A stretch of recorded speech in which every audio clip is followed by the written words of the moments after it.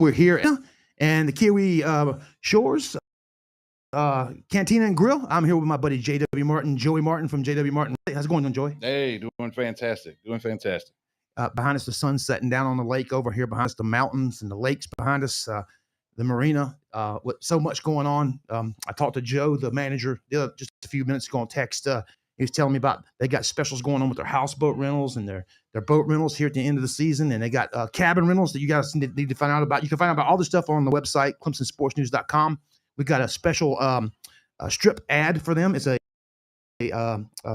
slideshow ad with a bunch of material there. You can click on the ads and go straight to them. Ask for Kayla or Joe over there at the marina. And if you come here to Kiwi Shores, it's amazing. As the Tiki Hut from years back. And Joey's one of those guys. Oh yeah, grew up right here. This is and Miss Karen, the new owner, has got a great place here. Amazing menu. It's just not your average bar food.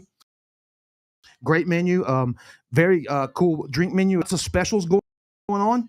So check with them. It's Miss Karen and the folks here. Just absolute beautiful people. Beautiful setting here. Great setting. Absolutely gorgeous here. And we're just gonna talk football. Got like some fun. Bring out some cornhole here. Got a group there having a looks like a meeting back behind us. But Joey, what's going on over at J.W. Martin? Tell us. Well, I'll tell you, we've got a big event coming up here at Champions Village over in Pendleton. Right. Really great over there. Nice family-friendly atmosphere over there at Champions Village, and affordably priced. And you can get in there which is unheard of. That's unheard of. Low 200s, and we've got open house coming up soon. Yeah, we got a big open house coming up on September 17th. That's it. That's a Wednesday. Yeah. I got good food. It's starting at actually 1:00 till, and going to have some good food from Wild Wing. Who do they look for when they go over there if it's not going to be you? It's going to be. I'll probably be over there, but definitely look for Brad Reed and Gundy Simmons. They'll probably be sitting there. Those prominently known. Yep. But hey, we're here today to talk about Clemson Georgia Tech game. We're going to preview that. We got our pick'em section. We're going to have our buddy Dakota by the sponsor that little segment every week. He's going to be by here.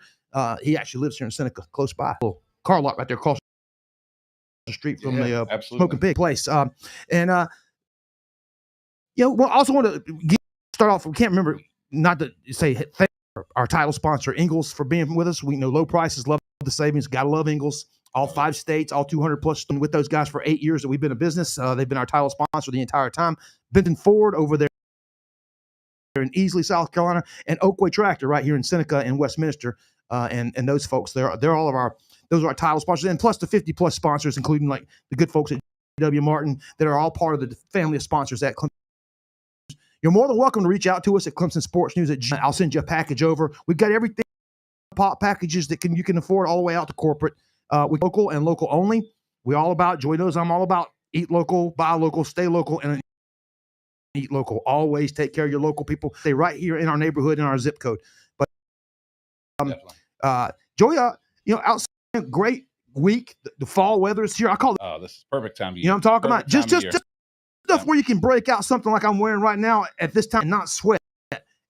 Earlier I was sweating. Right now, sun's going down right behind the clouds right here. It's just gorgeous weather. Everybody heading up to Atlanta, 85. Early game, 12 noon, ABC. Lots of excitement about this one. The Tech guys are really excited and confident, I think, coming into this one. Their coach exudes it. You can see it in his week, which is all about 5 minutes long, really ready to go. And that team is going to come. They went to Colorado, had a win. Had to win it in the fourth quarter, and then last week they kind of Gardner Webb.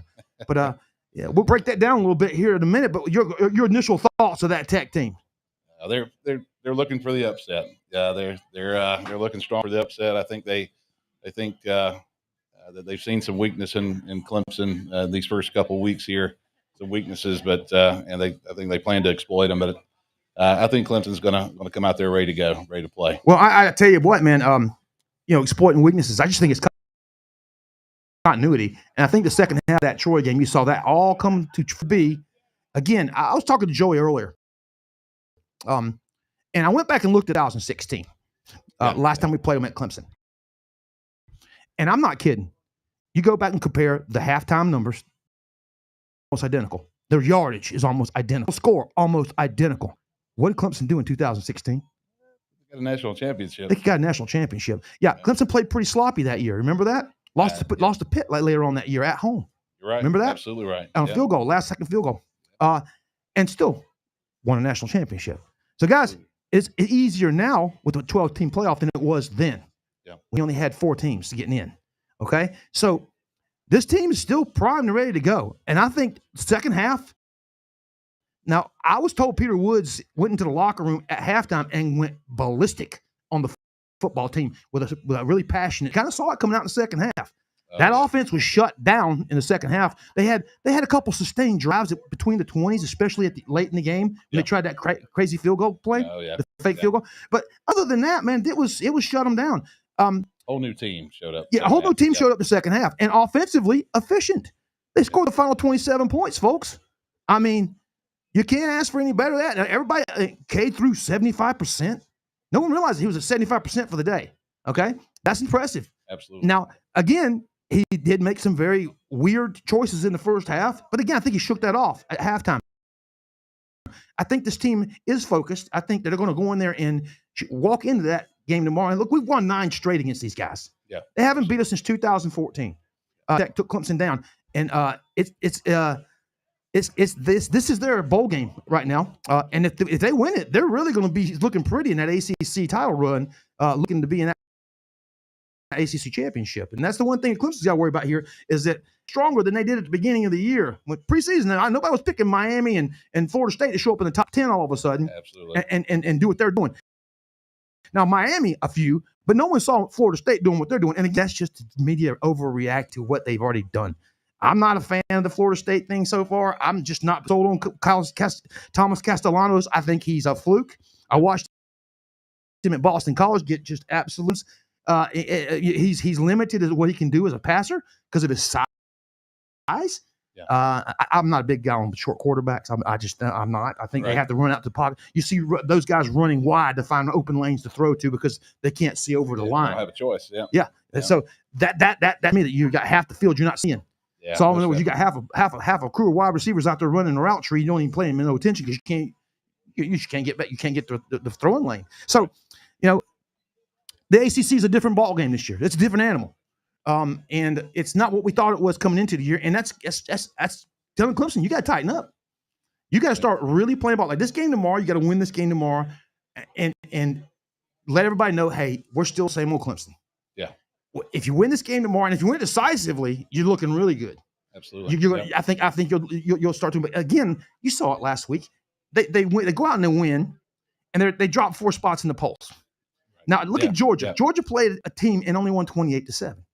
Yep. They didn't drop, but like a spot in the polls. South Carolina went and played a really bad game too against the South Carolina State team. It would have really looked bad. Yeah. They only dropped a spots. Playing a better team than those other 2 teams played. Yeah, most definitely. I've seen this media bias go on, and I've been in the media since 2009, and I've seen it go on for almost a decade. The secret old Feinbaum hates Dabo pretty much. Well, it ain't just him; it's the ESPN bias. They set up. They're in bed with the SB man that they have got this thing. I mean, let me get this. Clemson was ranked number 4 preseason by ESPN. But in their FX, right there at the beginning of right before the season started, they ranked them 16th. Yeah. Still had them ranked 4th, but 16th in the FPI. Okay, now this is all setting up, and if you go look at it, all the SEC teams were in the top 10. It was unreal the way they had lined this up, and I said it in my preview of the season. I said Clemson couldn't afford to lose late in the year. They could afford to lose that first game, right? Because we're ranked as high as they are. Cannot lose now. You have to stay within that top 12 right now and don't move back. Any fucking that's going to go on between now and the end of the year is going to be the problem. We can't afford a loss. Well, I mean, you can later on in the season. I put it this way: if this team goes 10-2 and still goes to the ACC championship game and wins it and is 11-2, you're going to get a playoff berth. You might not get a top 4 playoff berth with a bye. Which is what they want. but you're going to get a playoff berth. You can go 11-2, but if they go 11-1, win the title, 12-1, show up at the playoff, they're going to get a top 4 berth. That's a big deal. The bye is a big deal that they come play us at home. That's what matters. Different animal. It's a different animal this year. And again, it it's like I said, the change with the ACC, and again, I'll attribute to Miami and the FSU start to the season and the way Georgia Tech has started the season. Everybody's high on everybody but Clemson. But that's always been the ACC narrative because they're tired of watching the same old guys at the top every year. And it's a great storyline to give them a little notch and knock them down and watch them see if they can climb back up. And that's kind of what happens every year. I think Dabo just thrives on it. He loves it when they get underdogged or poor mouthed, or not giving. Don't keep talking down about us because he takes it right to the locker room and uses it like bulletin board. Yeah, fuels his team, bulletin board material. Yeah. This Georgia Tech game, I mean, there's a few things that I looked at, but watching the Colorado game and last week they didn't play Haynes King at all because he got himself injured late in that game, a lower body injury. And if you remember last year, he hurt his shoulder and his legs. At the end of the year, he couldn't even throw a football hardly at the end of the year because his shoulder was so bad. He was just running, and they ran him into the ground. He's already gotten hurt already this year in the first game, so they held him last week and let Philo play. Who's a really good quarterback. The guy is impressive. 6'3", stands in the pocket tall. It's his second year. I mean, he came in last year and did really well at the end of the year for them. He broke all of Trevor Lawrence's records at the state of Georgia. Wow. Yeah, that's impressive. But yeah, he's a great player. I'll be honest with you. I thought he was going to be in the portal this year because of having to sit out and wait. But I think you even mentioned that you think they're going to play both guys. Yeah, I think there might be that double threat where they play both. They're going to throw the whole playbook at Clemson, right? Oh, they're going to dump it all out there. Yeah. I noticed that if anybody wants to beat LSU this year, go back and watch the Clemson game because they dumped their whole playbook out in the first 2 quarters. And they literally tried every trick they could to put Clemson off balance and even change their offense. So all you guys watch a Clemson game if you're in LSU, playing LSU this year, and you can figure out what they're doing pretty easy. They dumped their whole playbook out, and I think tomorrow you'll see the same. And their playbook is limited because they're not as multifaceted a football team as they have been or tried to be in the past. And I'll be honest with you, I don't see Tech being a high-scoring football game no more. I don't see them being a team that's going to go up and run up a 35-point game no more unless something bad. It's not going to be a back and forth like that. This is going to be a mid-level scoring game. I'm thinking 20-27, 28-24, something like that. I honestly think a quarter game. Do you think if they play that second stringer, since there's not much video footage to watch of him, there's plenty on him. He had a whole game last week, and he played 3 or 4 games last year. There's lots of footage on him. He's just a great pocket passer. Okay. You just got to get to him and influence him fast with a pass rush. Yeah. He's not as mobile. He is big. He's 6'3". He can get out of the pocket, but he's nowhere near as mobile as Haynes King. Haynes King's also like a running back, like a fullback. So I don't see him. I think they'll bring him in just to change the pace. Like you said, to give King some reps, try to take the breath off of him. No, give him a break on his legs and his injury because I don't think he's 100%. Yeah, I'll be honest with you. But they're going to try and do what they do, run the ball. And if you can stop them on first down, where this game lies, stopping Georgia Tech on first down. If they get second and short, third and short, they're going to beat you to death with nickel and dime stuff all day long. They can get 2 and 3 yards all day long with little pocket, little Haynes King power running plays. He's being a power running back. Those kind of things. And there's just so much that I think the Clemson defense has not shown. And hey there, young lady. I happen to know that lady. So I'll be honest with you. I think the defensive plan tomorrow is to spy Haynes King. Yeah. Put one of the linebackers, I would say a nickel back. We haven't talked about injuries yet. We still got injuries. Like the list right now, I saw for probables. I think Christian the tackle is on the probable list. Thurman, the other tackle guard, Elijah Thurman, he's also on the probable list. Antonio Williams is on the probable list, and the other one that's on there is our safety, and he's the guy that I would dump down in the box into the nickel position and watch out for this guy and put a spy on him. You know what I'm saying? Because if I'm a linebacker, if any of the linebackers are going to spy him, it's going to be Woodass. I think because he's Oh. quicker, he's quicker with his hips, and able to get out in coverage and stuff. I think he would be the guy to spy with.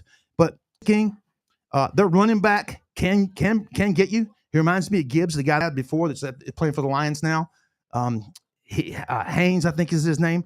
On defense, I've told you, I was speaking earlier, I told you there's two guys that I'll look out for. Kyle Efford, the linebacker that looks like he played for the Chicago Bears back in the 40s with the big old neck brace. He's a monster to watch out for. He's always around the ball. And AJ Hoffler, the ex-Clemson defensive end that transferred. He's disruptive and a good football player, athletic, lengthy. You're going to have to really, keep him at bay. We'll see what he's got.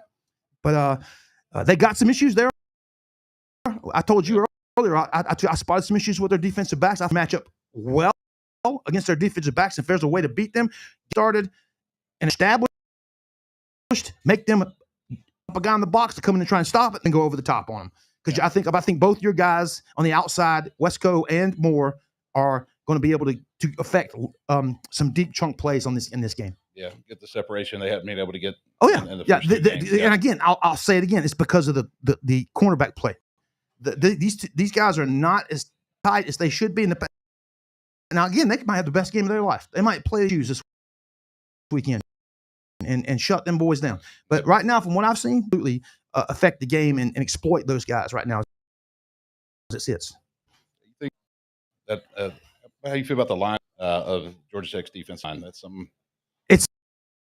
It's a bunch of transfer guys in and out there now. They've had to replace a bunch of people, but they the last couple of years, their coach was established very sturdy and a very gritty defensive line. Kind of reflects him as a coach. I do like him as a coach. Yeah. He's old school. Yeah. School. Sweatshirt wearing, cursing. Shorts. Not got time to talk to you kind of guy. Right. Yeah. Kind of guy. That's exactly what he reminds me of, Bill Parcells. But he's brought a different attitude to that program over the last couple of years. He started with trying to go, hey, everybody believe in the 404. That never works out for them because they're out of Atlanta.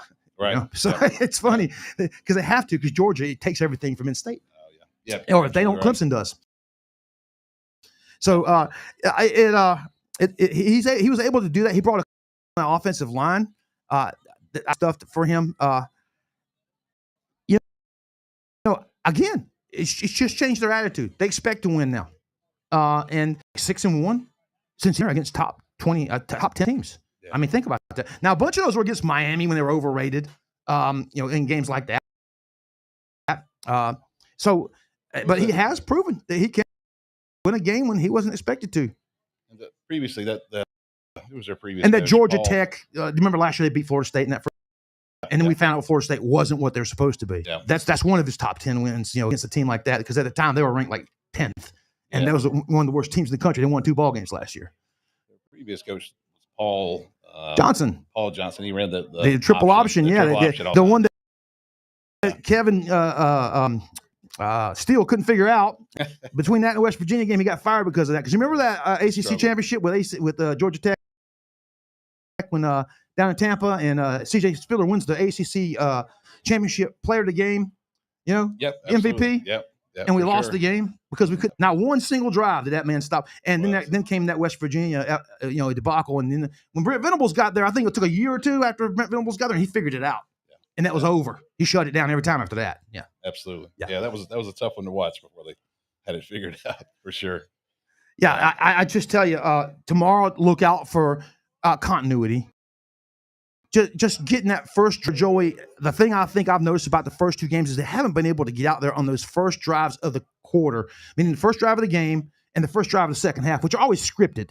They know what to expect. So they kind of football. It's always funny, if you watch football, for some reason that one team always goes down the field, scores first. Right away, because it's that scripted drive. Exactly what they're doing. But then what happens? And that's when the game starts to happen.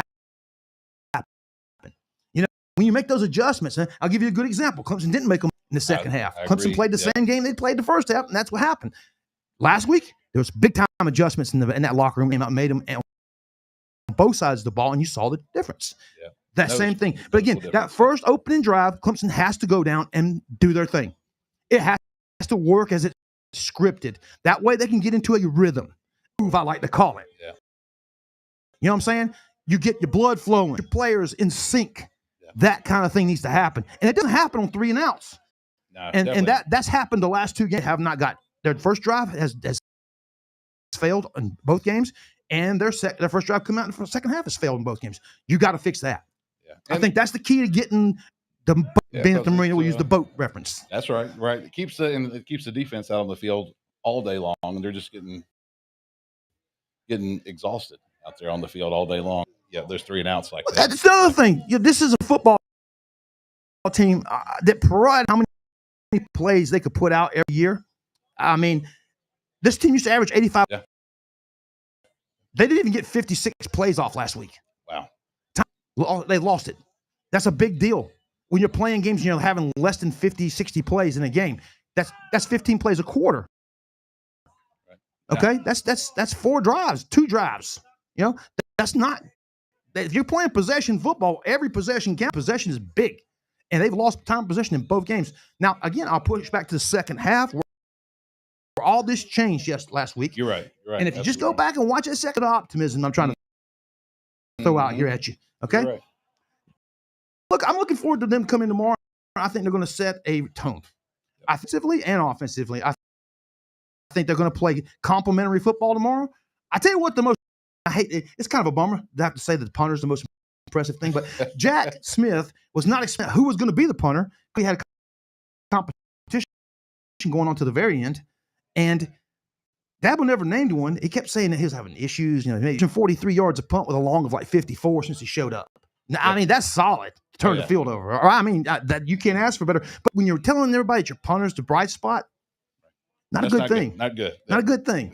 You don't even want to mention your punter. As a matter of fact, that's right. You don't even want. He needs to be a non-factor. Right. You know what I'm saying? But I don't know, man. Tomorrow, staff going down. They're already down there. As a matter of fact, they're in Atlanta tonight. Okay. They'll be on the field. I'll be at the studio. Yeah. Getting everything out as they send it to the thing now. I'm like the social media master. They'll send like 50 photos at the end of the first quarter, and I'll be just a watermarking and shooting them out to Twitter and Facebook, and I can't let people know we're there. We're on the spot, and at the same time, got my staff up in the press box. They're going to get the wrap up stories, the interviews after the game. We'll get everything out. We did almost 800,000 people on the website last Saturday. Holy cow! My goodness. Yeah, and 1,000 on the game day. Wow. Yeah, we're doing about between 6 and 7 million a week in views. My goodness. Yeah. So we're doing some, and that's only good for folks like you. Because that same feed that they're looking at, that's where all your advertising lies. My friend Dakota's over here. From those guys, their stuff's in there. I mean, you'll see. The testimonials are coming out. I'm gonna sell a house soon. You'll see. You'll get a house on, and Dakota's gonna come back and go, "Hey, Gary, somebody bought a car and mentioned you." It's gonna happen. It's gonna happen soon. The Benson Forward, I've sold like 300,000 off the cars to those fellas. But getting back to football, and while we're here, I think we're going to possibly have a new guest. I don't know. You talked to me earlier about somebody you might bring in next week, a friend of yours. We'll see. Absolutely hoping so. We'll know. I'll let everybody know. You guys are going to be very surprised. A great story. Okay, the story that goes behind. If we announce it on Sunday, is a really good thing. It's a feel good thing. Okay, you're gonna love it, and he's a good guy, and it'll be a great show. But if not, we'll have somewhere with us. Our guest this weekend, he happened to not be able to make it in town. He had a detour, had to go up to Atlanta tonight, so he couldn't make it in town. Join us tonight. I won't tell you who he was. We're saving him for another show. But otherwise, me and Joy are going to keep you guys going here. Joy, what are areas you're looking at tomorrow? Again, I told you continuity on offense and on defense. Just keeping Haynes King in check, I think, is the key to this game. Yeah, I agree with you on the continuity. I'd to see that offense. I mean, I will say second half. It started to. What was Adam Randall? Got 117 yards when it was all said and done. And a lot of it was in that third quarter. There's that one run for about 40 yards he looked really good on. But I'd give you one thing. Fumble. He fumbled earlier in the game. Yeah. That bothers me. Ball security. We can't start that can't start happening. We don't want that to be an issue going forward. And then there's the depth at running back. We haven't found anybody behind him yet. I want to see Gideon Davidson tomorrow possibly have some scripted plays in there. The kid is a beast out of the back. If you go back and watch his high school film, he does amazing things with the football in his hands in the passing game. Whereas a guy like Travis Etienne, when we had him, it took him 3 years to learn how to catch a ball. I'm not kidding. It took Travis 3 years to learn how to catch a football. But when he did, he got 36 passes in his last season and made himself an NFL viable product. This kid comes in out of high school with this kind of development. And because he's a 5'9", 200-pound bowling razor blades. Yeah. You know what I'm saying? Tank, yeah. He's a tank. And on top of that, he's fast. If you go back and watch his high school film, it's no joke. The kid is a legit top 10 player in the country and one of the top 2 running backs in the country. And we just got to get him fired up, man. But first, you got to get the first guy fired up. And that's been the problem. They haven't stuck to that run game until the second half. I don't play calling. That's one thing I was very upset with by watching that LSU game was the play calling. Right. Now, there was also mistakes being made by Cade. Like at the end of the game, those last 2 downs, he made bad calls. He had guys open. He missed them. Yeah, that's on him. But there was some terrible play calling. And I'm not talking about the plays themselves. I'm talking about setting up the play before the next play. That's what you do. You're thinking 2 plays ahead when you put something out there. He was. Right. I just didn't feel like it was being thought like that. I thought he was adjusting on the spot, and he shouldn't have done that. He'd been adjusting in the locker room, come out, had a plan, but it's just like you get and that defense. Plays almost like desperation. What happened is last week you saw a team come in and they saw in vulnerabilities that were again exploited from the LSU game. So, but Clemson held back some of the playbook. Yeah. So they didn't see a couple of things. That stretch zone play, he did last week. So I mean, they're still going to hit this week. I think Clemson has held back some stuff. Again, I think they're going to attack those cornerbacks with the pass game. But Randall, force feed Adam Randall and do a couple quarterback runs. Get Cade in the football again. Comfortable moving his feet, that kind of thing. If we get that going on again, I think we'll be good to go. Yeah, I think you said last week about too much time to think. Yeah, absolutely, man. Tempo, speed that tempo. Agree. I agree. I think Cade plays better with tempo. I think when you take him and make him become an instinct quarterback, again, why practice? It's muscle memory for the brain and for the arm and for the body, right? So if they got this kid there, bam, bam, bam, bam. That's what it's supposed to be. 1, 2, 3, go. It is supposed to go. What? And that's what's happening.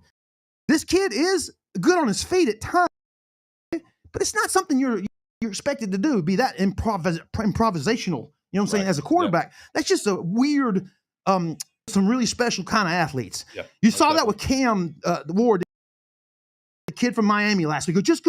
He could just break free, and he's out there and running around. All of a sudden, he's for 80 yards. You're like, what the heck is going on? That's the kind of guy, Doug Flutie from back in the day. You know what I'm saying? Yeah. Just one of them cats on Michael Vick. Yeah. It's just like, wait a minute. But see, that's what everybody expects with Cade. They expect Junior Tech fall out of a play, throw something downfield in the middle. Oh, he's not built like that. Right. Again, you had it on the spot. Get him in the tempo. Get it where he doesn't think so much. Get him where he's just reacting to what he sees and not what he's thinking.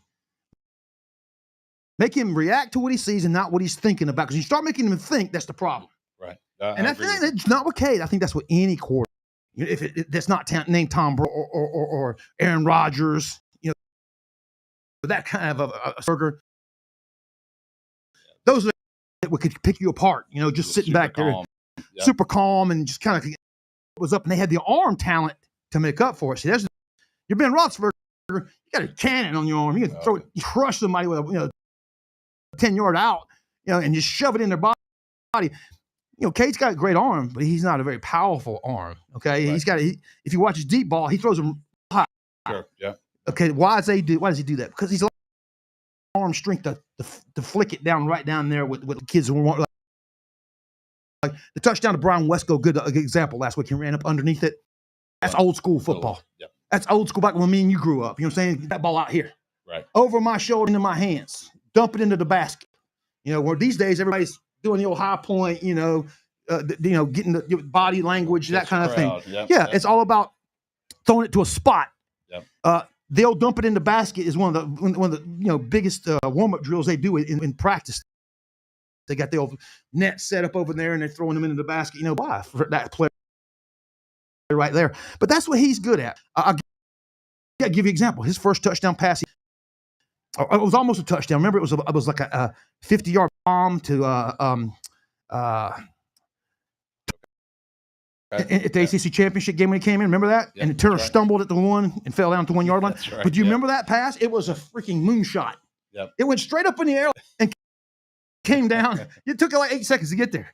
It's like, wow. And high school evaluations. I'm on the phone with Walt Deptula from the 104.9. We're talking about this stuff.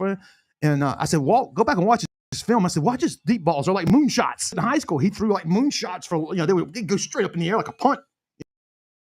But they would show up in the guy's hand. Man, that's a heck of a throw, but different kind of timing than a normal quarterback has. I mean, it's weird, but again, we'll go back to the whole thing about timing and playing with urgency and tempo. I think that's his best bet. I think that again, once you take that whole option away from him to think off instinct, you get a better result. Yeah, that O-line's got to show up too and give a bit of time. I tell you, you go back and grade those guys. I'm not. I mean, couple sacks. That's it. I mean, and one of them was on him. And I mean, second half for sure. Yeah. Now they got a couple guys got dinged up in the last couple of weeks. They're too deep at this point. They're able to pull guys in there. I'll be honest with you, the Thurman guy a lot because he's so athletic. Walker Parks is in and out of the game. He's still messing around with that foot injury he's had for like 4 years now. The guard's the issue. Clemson right now. Guard play has got to be tighter in the A gap. And against this team with that effort kid at linebacker, you're going to have a problem. That kid's going to like I said, he's an old school football guy. He's trouble in the A gap between the tackles. But you get outside there, you get Adam Randall on him on a slot. You run Adam Randall out of the backfield into motion. You got that effort kid on him. Adam Randall's going to score a touchdown. Yeah. That kid can't turn his hips quick enough to catch that fella. I can promise you that. Yeah. That's another one. Exploit that linebacker level. Exploit their cornerbacks. Their safeties are downhill football players. Watch out for them. They're good. They're a tough football team. But again, go back and watch that Colorado game. It was a fourth Colorado team. Kind of sucks. I mean, they're not good. You see, they're using their third string quarterback. Both of their transfer quarterback and their $10 million star Julian Lewis. Right. They're all sitting on the sideline. They got a wow. I didn't realize that. Yeah, because one, they're badly coached. They're awfully coached. If you watch Colorado football over the last couple, they are terribly coached. It's we talked about a quarterback doing things unnaturally. Look at Shedeur Sanders. He's the same thing last year. He was just running around like a madman, flinging balls. It was backyard football. There's no offense or defense.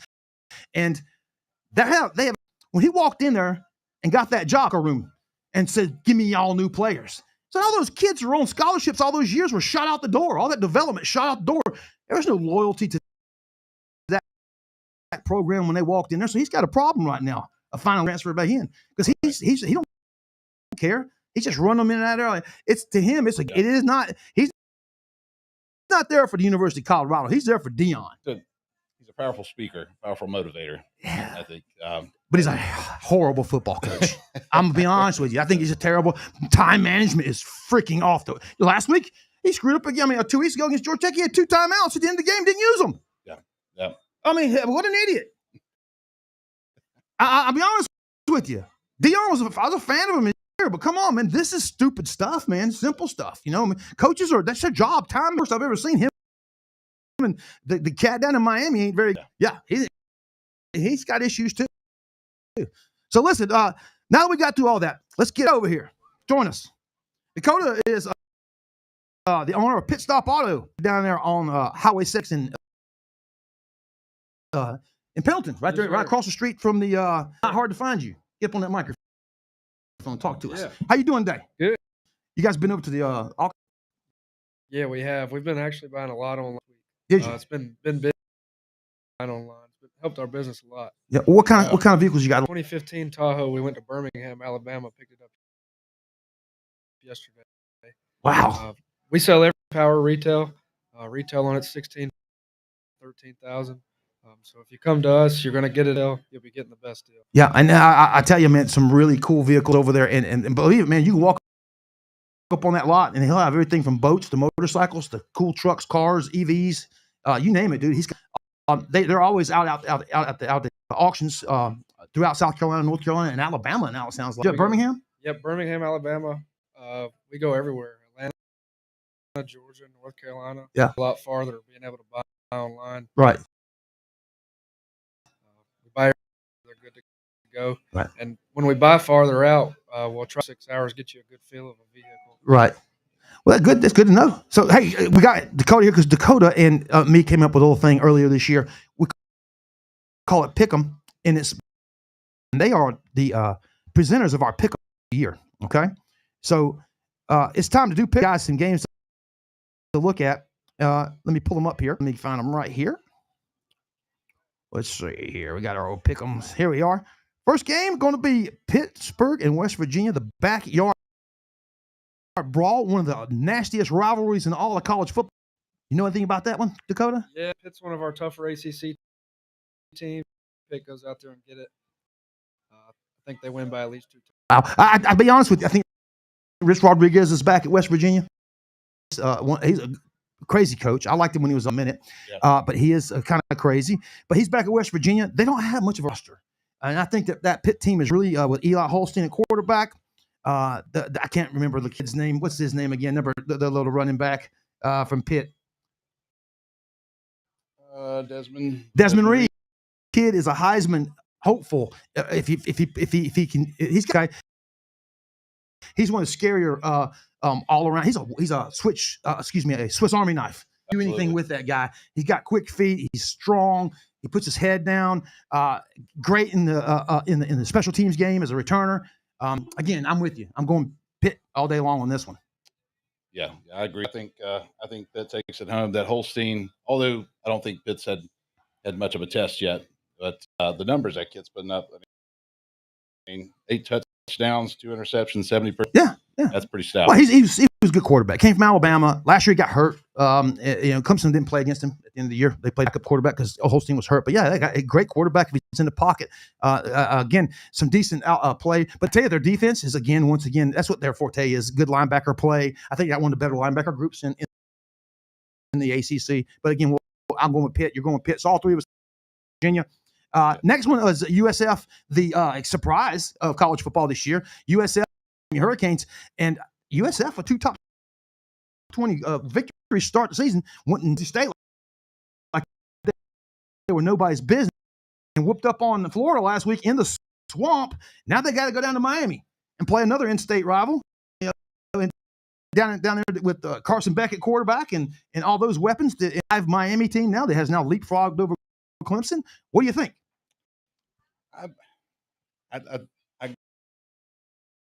Exciting game to watch. I think it's got to take Miami. I just think got too much depth there. Anything that USF may bring to them, but I think it's going to be USF could pull it off. I'm just not a fan of Mario Cristobal's coaching. We just discussed that a minute ago. His yep. If this game's close enough, I'm scared. What do you think? Before I have to say anything, I'll go ahead and go over to Dakota. Dakota, what do you think? I think Carson Becks look good. Go with Miami. Okay. I tell you, if you look at the roster, Miami's super talented. But look at the results. Now, again, this is a different Miami team with Carson Beck at quarterback. I'll give them that. Okay. But you get in the fourth quarter game with USF's quarterback himself is absolutely a baller. He's trouble. Great salty defense. Okay. And they don't care where they're playing at. They've always been the small boy in the state. You know what I'm saying? Oh, Matt, but have you ever been to USF's campus? Huge. They got 60,000 students. I've never been there. 60,000 people at that place, man. It's crazy. Wow. Yeah, it's the biggest university in the state, but they got the football following. They play at the Tampa Bay Stadium full every year. It's kind of like Pittsburgh. You got the bowl fields up. But either way, they're used to playing on the road against these big schools and environments. And I'll be honest with you. I'm gonna buck the trigger, go with USF in an upset because I don't trust Mario Cristobal in the fourth quarter. You got to mark that one on the tape. Okay. Next one, Georgia gets to go play Tennessee. Georgia's been whooping up on Tennessee pretty good in the last few years. I think the 24-point average win over the last 8 or 9, a long time since the Vols won. Longer. I'm going to go ahead and call my pick right now. I'm going to ball over these guys tomorrow. I agree. Yeah, I think I'm with you on that one. I don't think Joey Aguilar is anything what he thinks he is. Bad Syracuse football team, and they kind of let the air out. You know what I'm saying? Georgia's going to eat them alive tomorrow. I think Georgia beats them by at least 2 touchdowns. Yeah, I think you're accurate on that. Yep. I would agree with you. Another good one is Florida who just lost. Billy Napier's got his job on the line. You can count on it. He's out the door. He just doesn't know it yet. That's what I'm hearing. I heard they have already put money to get his buyout, and if he can't win, if he falls to be one of those lame duck coaches, they'll probably coach the rest of the year, but already have his out the door. That's kind of what's going on. But yeah, you got Florida and LSU, and I'll go with first, my friend Dakota. What you got? Go with LSU. I don't think the Gators got anything wrong. Really? Okay. Well, I'll be honest with you. You got 2 rosters that match up very recruiting wise. Again, we're going to talk about coaching and development. That LSU defense to me was pushed up pretty good for that Clemson game. They ended the year with last year. Right. Those transfers that came in for that team made the difference and turned that team over here. Who got his hat? Hey, go Tigers! Beat those Gators tomorrow. It's a different LSU attitude. We'll go back to talking about last week and Clemson's underperforming and how they dropped polls. LSU only beat a team 7-3, Louisiana Tech, who they were supposed to beat by 35 points, and they didn't drop at all.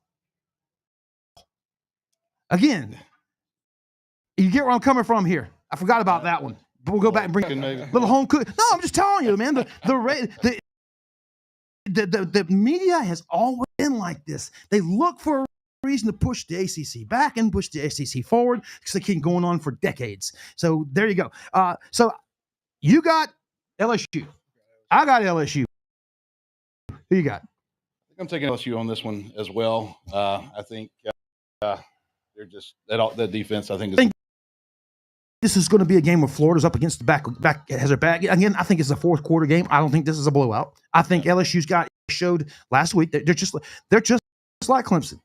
Okay? Yep. They're just trying to figure out, find some momentum and some continuity. And when they just like Clemson, they can be dangerous. Yep. But right now, they're trying to do the same thing, I think. But again, I think at home, I think they're going to win. Next one. Now, this one's tricky. Vanderbilt and the Gamecocks. And I'm going to tell you now, Vanderbilt playing some good football. They went and whooped up on Virginia and looked a lot better against Virginia Tech than South Carolina did. And remember, they beat Virginia Tech in Virginia Tech. Yeah, I think Vandy's always a SEC team that you never know. Always come in and they keep it close in those good games, and they lose the games they should win. So this year they could beat Ghana. I'm going with Vandy. Yep. How about you, Joey? I would call the upset on this one with Andy also because I think that might be the Giant Slayer if there is one in this week's top 25. Well, you can't find a quarterback with more confidence than that Pavia kid. He absolutely believes that he's a giant killer, and he has proven himself to be that. I'll be honest with you. The environment is going to be insane. They got a night game. South Carolina has underperformed the last 2 weeks and underwhelmed. Again, they 38-3 sounds like a good win, doesn't it? Touchdowns were punt returns. Yeah, that's pretty crazy. They beat South Carolina State, AL team.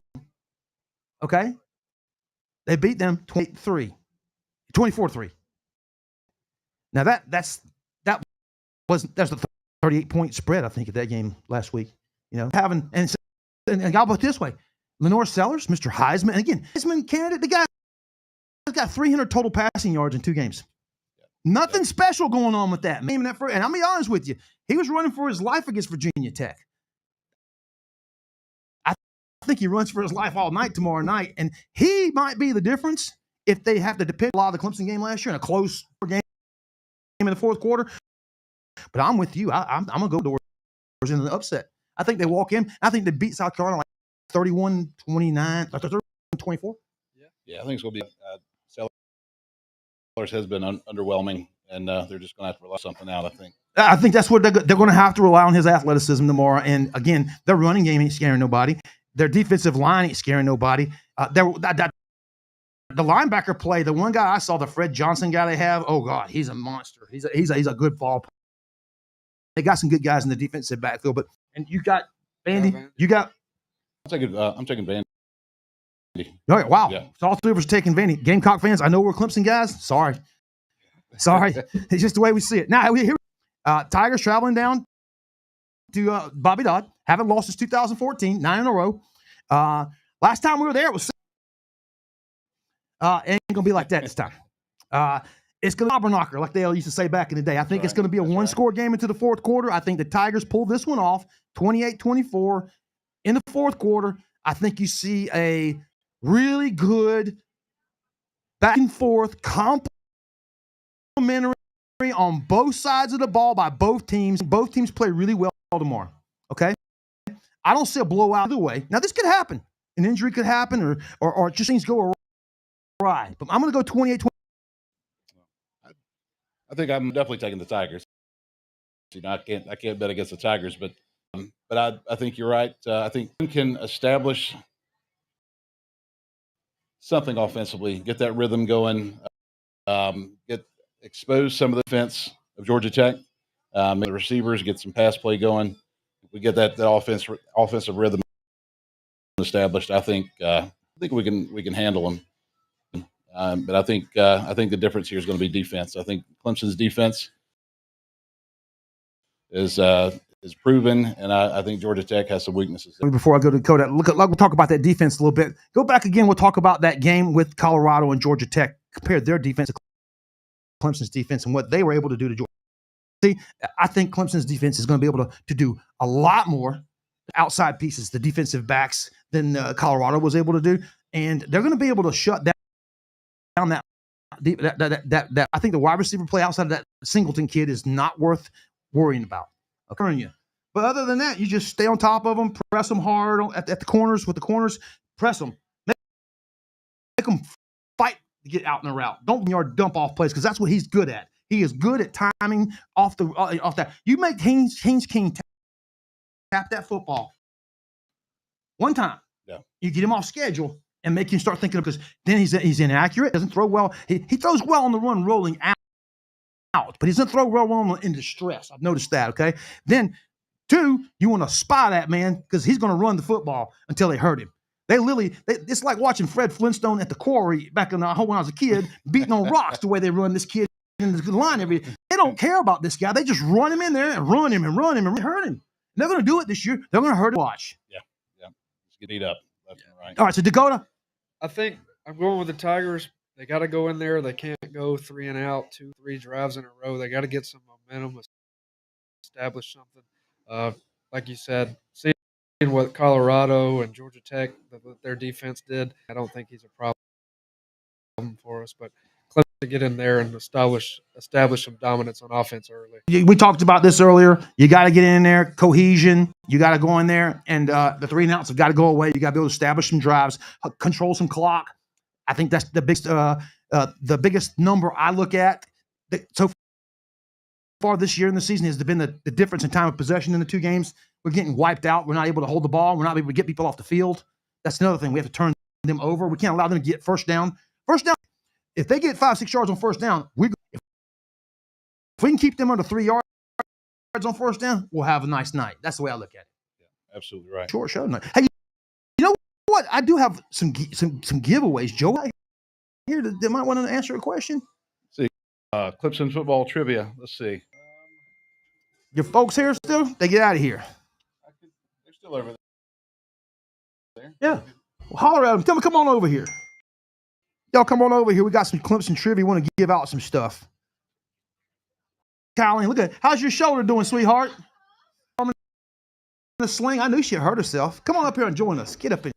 Look at this beautiful lady. Y'all gonna get y'all got a treat. Look at this pretty thing coming up here. This is Miss Colleen Jack. How you doing, sweetheart? Good. Good. How's your shoulder? It's doing better. I had surgery 2 weeks ago. I know. I know. Somebody just texting away at me. We're just here talking fun give away some Clemson sports news stuff. And Yeah, absolutely. Joey's a good friend of ours. He's our co-host, and this is my buddy Dakota. He owns the Pit Stop Off. But we got some shirts we want to give away. And do you know any Clemson trivia at all? Do you know a little bit about Clemson's history? A little bit. Okay. All right. It's gonna do. I'll put it this way: the hint, and you probably don't know this. It's the same year I was born. What year Clemson's pedestal? I mean, I know that. What year show up on the top of the hill? I think it's a little before I was born, so 66. She nailed it. Guess what? You're right. Guess what? It put on there on September 19th, 1966. Guess what day is 1966? How about that? Let me tell you something about this kid. My first Clemson football game when I was 10 years old, 1976. Okay? I'm a Clemson fan. That rock was there on 1966, the day after I was born. I'm a Miami Dolphins fan. I'm a Falcons fan. They started in 1966. I don't know how that all happened, but it did. I don't know. And guess what else happened in 1966? One. So I'm as old as the Super Bowl, and then that comes next Saturday. But Colin, guess what you get? You get a free shirt. All right. Joey, go over and grab the three of them. I got three of them. You pick one you want. There's a long sleeve one. Now they're all extra large, so it's good old sleeping shirt. All right. Well, Okay. okay. Let's see. Okay, now let's go. Show them to the camera. What do we got? Okay, we got this one, people. Yeah. That one. You got the back. On the back, there's some stuff too. In. Okay. Well, Nothing on that one. Because I'm helpful that way. You'll have to get the other side. Okay. And then all in. I want you. Yeah. And every week we bring a few of them out. We got different ones every week, guys. This one's got the Super Tiger on the front. And on the back, it's got our logo. Cool. Yeah. Did you know I'm going to take the long sleeve because I don't have one. There you go. So I need the Clemson orange. No. They're all like, this is like a Tennessee orange. Oh, now come on. This is Come the on, lights. We don't like Tennessee orange. No. There you go. There you go. All right. Good to see Thank you. you. I'm glad your You shoulder's too. doing well. Thank We'll holler at you a little later. All right, you guys have a good one. She smells. That. My friend Colleen. How about that? Huh? Our mutual. Look at this. Dude, we nailed it. We did an hour.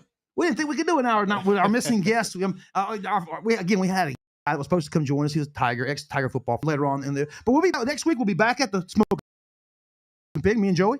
We'll probably show up again and we'll do our pick'em segment. I'll announce who our special guest is on Sunday when I put out our new ad.